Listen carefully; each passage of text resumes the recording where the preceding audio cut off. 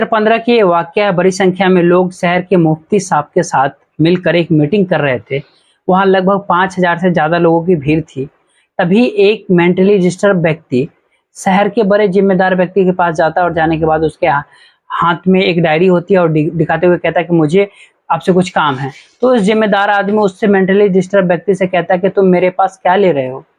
तुम्हें रिफाइम कॉलेज पे जो मीटिंग चल रही है वहां जाना चाहिए, वहां जाकर के अपनी बात रखना चाहिए। अब वो व्यक्ति जब मेंटली डिस्टर्ब था, वो कि हालांकि कोट पैंट पहनी हुई थी, टाई पहनी हुई थी, हाथ में डायरी होता है, वहां बहुत सारे लोग मौजूद, तो वहीं पहुंच जाता है, वहां उस कॉलेज के मैदान पे जहाँ पे शहर के जो मुफ्ती साहब हैं वो एक भाषण दे रहे थे, स्पीच दे रहे थे। तभी उस पागल आदमी के दिमाग में क्या आया कि उसने शहर मुफ्ती को गाली देना शुरू कर दिया। अब इस गालियों को जब वो मौके पर पुलिस वाले हैं वो सुन रहे थे और यही गालियों की आवाज थोड़ा और आगे भीड़ तक पहुंच जाती है। भीड़ में से मौजूद लोगों ने उस व्यक्ति को देखते हैं कि काफी पढ़ा हुआ जेंटल व्यक्ति लगता है, पढ़ा हुआ व्यक्ति लगता है, अच्छे कोट पैंट पहने हुए, टाई बांधी हुई है, वो मुफ्ती साहब को ऐसे कैसे गाली दे सकता है? बस उन लोगों ने आप देखा न ताप देखा, उस व्यक्ति की पकड़ा और पीटना शुरू कर दिया। पुलिस वाले इससे पहले ये बता पाते लोगों की ये थोड़ा मेंटली डिस्टर्ब हैं, लेकिन उन्हें मारना या पीटना शुरू कर दिया। तो मारपीट का आलम ये था कि पुलिस वाले उस व्यक्ति को बचाने की कोशिश कर रहे थे और भीड़ थी कि उस व्यक्ति को मारने की कोशिश कर रही थी। अब पुलिस वाले जब बचा रहे हैं तो भीड़ ने उन पुलिस वालों को भी पीटना शुरू कर दिया। उनकी जो गाड़ी थी वहीं पास में खड़ी थी, वो भी पूरी तरह से क्षतिग्रस्त हो जाती है। लेकिन बात अब आगे बढ़ती, तभी मुफ्ती साहब तक बात पहुंच जाती है। ये ऐलान करते हैं कि जो भी जहां है वहीं खड़ा रहे और कोई भी किसी तरह का दंगा नहीं होना चाहिए, कोई फसाद नहीं होना चाहिए। सबके सब अपने घर चले जाते हैं। मीडिया कर्मी मौके पर मौजूद नहीं थे, इसलिए जो घटनाक्रम था वो कभी अखबार में या टीवी पर आया ही नहीं। जब घटनाक्रम आता ही नहीं है तो ये बात लोगों तक पहुंचती ही नहीं है। जैसे समझदारी यहाँ लोगों ने दिखाई थी, आज की जो सच्ची घटना मैं आपको सुनाने वाला हूँ, ये सच्ची घटना में भी वैसी समझदारी नहीं दिखाई थी, बल्कि कुछ ऐसा होता है जिसका किसी ने कल्पना नहीं की थी। इस घटना के बारे में आप भी सुनेंगे तो आपको भी यकीन नहीं होगा कि ऐसा भी हुआ था। आदाब, नमस्कार, सत श्री अकाल, मैं हूं जितेंद्र कुमार। आप आज की जो सच्ची घटना मैं आपको सुनाने जा रहा हूं, ये सच्ची घटना है उत्तर प्रदेश का एक जिला है मुरादाबाद। दरअसल मुरादाबाद उन दिनों बरेली रेंज में आया करता था। बात कर रहा हूं मैं 13 अगस्त 1980 के। पूरे एक महीना रमजान रखने के बाद, बहुत इबादत करने के बाद मुसलमानों को इंतजार था ईद का। ईद की नमाज का इंतजार था और जैसे ही 13 अगस्त 1980 की सुबह थी, दिन निकलता है। उन दिनों ज्यादातर जगहों पर अगर आपको कोई बुजुर्ग लोग इस वो देखेंगे तो उस मस्जिदों में जैसे ईद की नमाज होती है, उन दिनों ऐसा नहीं था प्रचलन, बल्कि ईद की नमाज सिर्फ ईदगाह पे ही हुआ करती थी, ईदगाह के अलावा नहीं हुआ करती थी। सबसे पहले जाने की कोशिश करते थे ताकि पहली दूसरे लाइन में नंबर आ जाए। ज्यादा देर से जाएंगे तो ज्यादा देर में काफी पीछे लगना पड़ेगा। मुरादाबाद की जो ईदगाह थी, इस ईदगाह में एक साथ कम से कम 50,000 लोग पढ़ सकते थे, आ सकते थे, नमाज पढ़ सकते थे। जैसे दिन निकला, लोग तैयार होते हैं, नए नए कपड़े पहनते हैं और घर में खुशी का माहौल था। और 13 अगस्त 1980 को सुबह पहुंच जाते हैं अपने अपने हिसाब से, जहां जिसको जगह मिल रही थी वहां।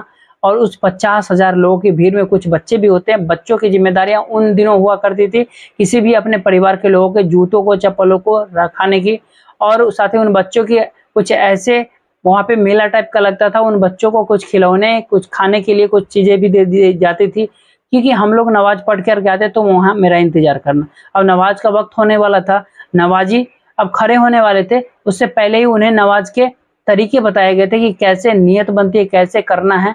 ये सब तरीका मौलाना साहब समझा ही रहे थे कि अचानक शोर मचने लगता है। इतने जोर जोर से शोर मचता है कि सब समझ ही नहीं पा रहे थे लोग।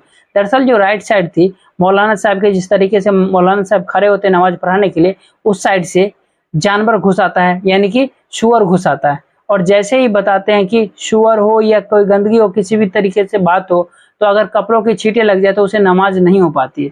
इसीलिए जैसे ही शुअर ने उस रो में घुसने की कोशिश की, पहली या दूसरी सख्त में आने की कोशिश की, तो उसने, लोगों ने बजाय डांटने, उसे बजाय भगाने के अपने कपड़ों को बचाने की कोशिश की कि हमारे कपड़े अगर गंदे हो जाएंगे तो हमारे ये जो ईद है, ईद की नमाज जो है वो ईद की नमाज हो नहीं पाएगी। इसलिए वो ना अपने अपने को बचाना सुरक्षित समझा। और जैसे जैसे वो जानवर आगे बढ़ रहा था, वैसे वैसे लोग पीछे हट रहे थे और हटते हटते वो जानवर कुछ आगे तक बढ़ जाता है, इतना आगे तक बढ़ जाता है कि जहाँ से उसका लौटना बहुत मुश्किल हो रहा है।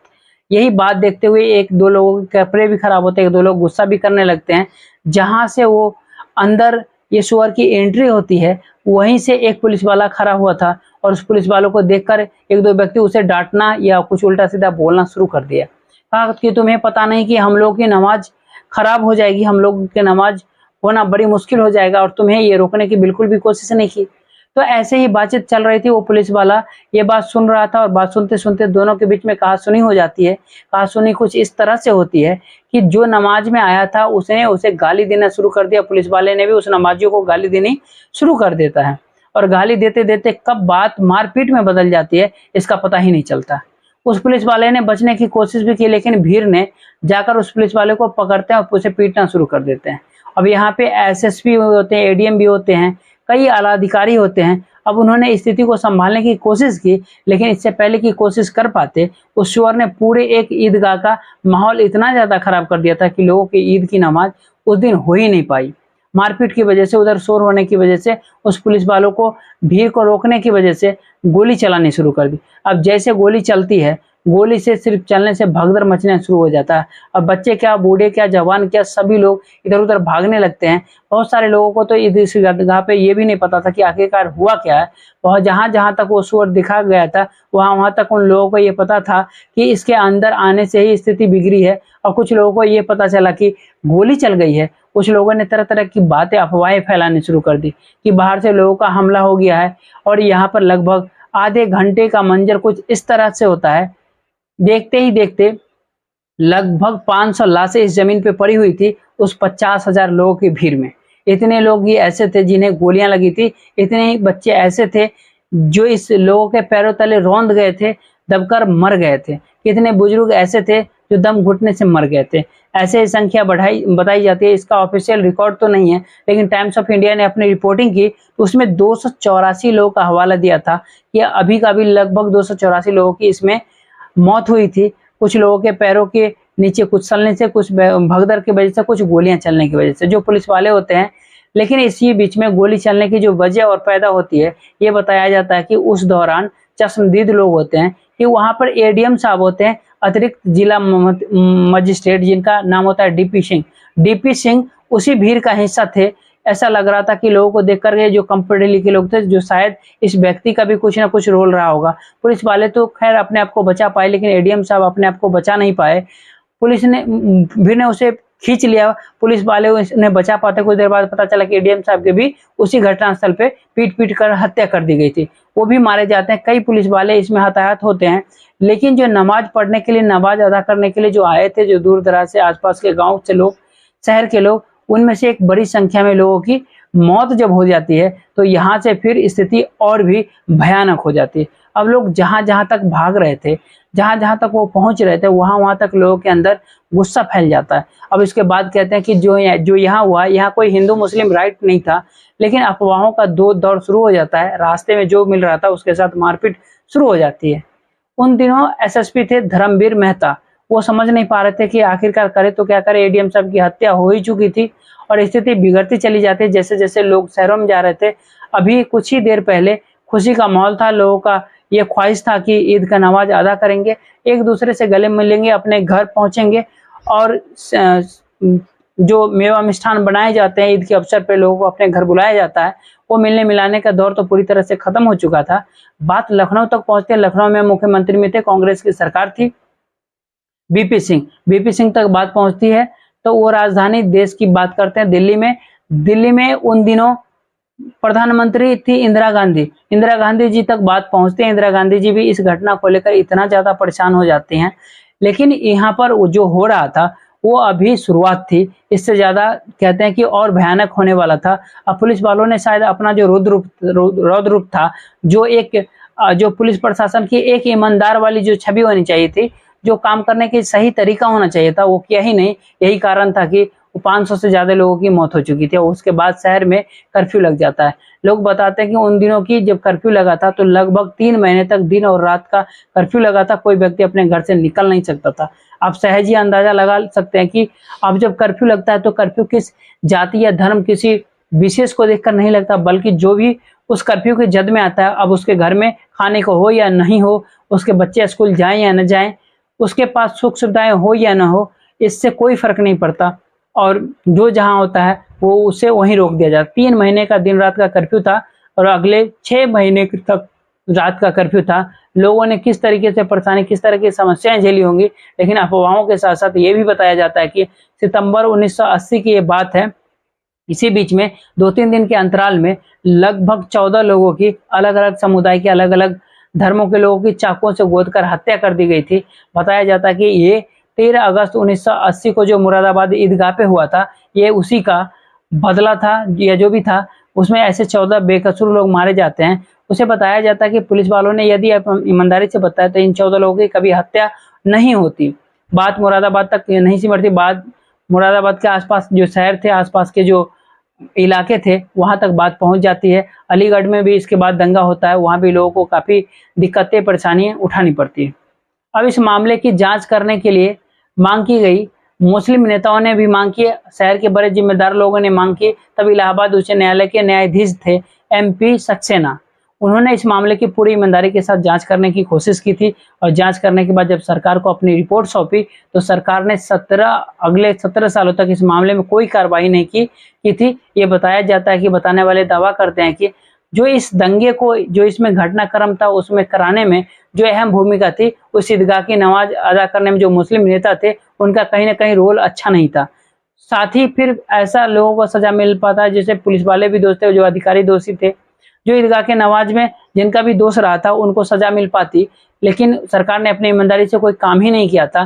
कांग्रेस की सरकार ने इस मामले को पूरी तरह से दबाने की कोशिश की। आपको सुनकर इस समय भी बहुत हैरानी होगी ये बात की, क्योंकि इस मामले में कोई मुकदमा दर्ज नहीं हुआ, कोई FIR नहीं हुई, कोई आधिकारिक कोई घोषणा नहीं की गई कि कितने लोग इस घटनाक्रम में मारे गए थे, कितने पुलिस वाले मारे गए थे, कितने अधिकारी मारे गए थे। आज भी 13 अगस्त का जब दिन आता है तो लोग इसके वर्षी मनाते हैं और केंद्र सरकार से, प्रदेश सरकार से लगातार मांग करते हैं, जांच कराने की अपील करते हैं। लेकिन जब कुछ लोगों ने इस लोगों से इस मामले में बातचीत की तो उन लोगों ने जो इसके गहराई बताई उसको भी सुनकर के हैरानी होती है। वो कहते हैं कि बात 1980 की ही है, मार्च का वो महीना था। एक लड़का दलित लड़की को लेकर अपने साथ लेकर के चला जाता है, गायब हो जाता है। उस दलित परिवार के लोगों ने जब ये मामले की शिकायत स्थानीय चौकी और थाने में की थी, उनसे जाकर के कहा कि हमारी बेटी को लेकर के कोई व्यक्ति चला गया है, उसका अपहरण कर लिया, जिस तरह से शिकायत की गई थी। पुलिस ने इस मामले को गंभीरता से लिया और गंभीरता से लेने के बाद उस लड़की को सकुशल बरामद कर कुछ ही दिनों के बाद, 1-2 महीने के बाद उस लड़की की फिर शादी समारोह में आयोजित किया जाता है। जब शादी समारोह आयोजित किया जा रहा था तो भी यही भी बताया जा रहा था कि जिस जिस इलाके में वो बारात निकल रही थी, बारात की चरत हो रही थी, उस इलाके में कुछ मुस्लिम बाहुल्य क्षेत्र भी था, तो वहां पर बारात को चलने नहीं दिया गया था। इसीलिए ये धरना, ये जो हुआ था, आपस में एक मनमुटाव की स्थिति पैदा हो जाती है। ये अप्रैल मई के आसपास की बात थी और उसके बाद अगस्त के महीने में ये इतना बड़ा हादसा हो जाता है। लोगों का ये भी दावा है मुस्लिम समाज के, वो सुअर जो आया था वो आया नहीं था अचानक, बल्कि उसे भेजा गया था, किसी ने जानबूझकर इसमें लाया गया था ताकि माहौल खराब किया जा सके। उसमें पुलिस को लेकर तरह तरह की बातें उठती रही थी। PSC का जिसमें जो रोल रहा था वो ज्यादा अच्छा नहीं रहा था। यही कारण था कि लोगों की संख्या के, मरने वालों की संख्या बड़ी ज्यादा हो गई थी और उसमें आज तक भी लोगों के इंतजार है। लोग इंतजार कर रहे हैं, इंसाफ की मांग कर रहे हैं, दुहाई लगाते हैं। कोई राष्ट्रपति को पत्र लिखता है तो कोई प्रधानमंत्री को पत्र लिखता है, कोई मुख्यमंत्री को पत्र लिखता है। पत्र लिखते हुए ये कहते हैं कि कांग्रेस की सरकार ने इतने सारे मुसलमानों की हत्याएं हुई थी, इंसाफ दिला दीजिए। अब इंसाफ मिलेगा या नहीं मिलेगा, इन 48 सालों में तो इंसाफ मिला नहीं, आगे भविष्य में क्या स्थिति रहेगी, क्या नहीं रहेगी, यह भी एक भविष्य की गर्त में छिपा हुआ है। दोस्तों, इस पूरे घटनाक्रम को सुनाने का उद्देश्य किसी को परेशान करना नहीं है, किसी का दिल दुखाना नहीं, बल्कि आपको जागरूक करना है, आपको सचेत करना है। आप जहां भी रहे अपना ख्याल रखें, सुरक्षित रहे, सावधान रहे और जाते जाते जय